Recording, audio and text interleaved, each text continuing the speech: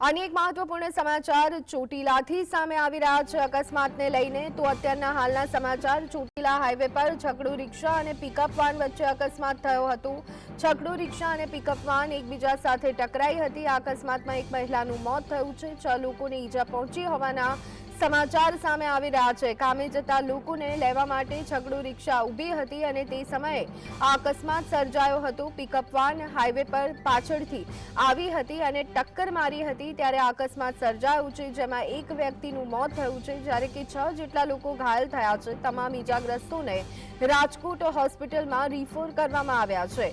ચોટીલાના પાદરની આ ઘટના છે કે જ્યાં પિકઅપ વાન અને છકડુ રિક્ષા વચ્ચે અકસ્માત સર્જાયો હતો, જેમાં એક વ્યક્તિનું મોત થયું છે જ્યારે કે 6 જેટલા લોકો ઘાયલ થયા હોવાના સમાચાર સામે આવી રહ્યા છે।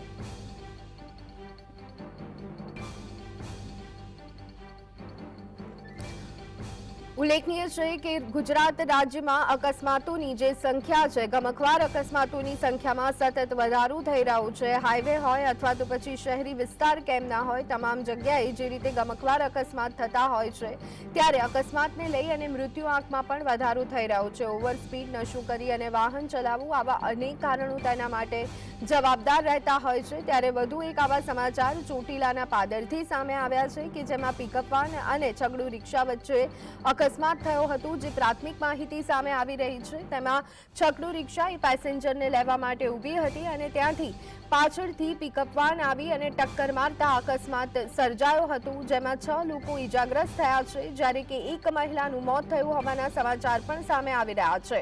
આપ દ્રશ્યોમાં જોઈ રહ્યા છો કે છકડુ રિક્ષાની જે સ્થિતિ જોવા મળી રહી છે તેના પરથી અંદાજો લગાવી શકાય કે કેટલો ગમખ્વાર આ અકસ્માત હશે અને તેમાં એક મહિલાનું મોત નીપજ્યું છે। આ અંગે વધુ વિગત મેળવી લઈએ। સંવાદદાતા જિગ્નેશ અમારી સાથે જોડાઈ ગયા છે। જિગ્નેશ, વધુ એક અકસ્માત, પાદર પાસેની ઘટના, છકડુ રિક્ષા અને પિકઅપ વાન વચ્ચે અકસ્માત, શું છે વિગતો?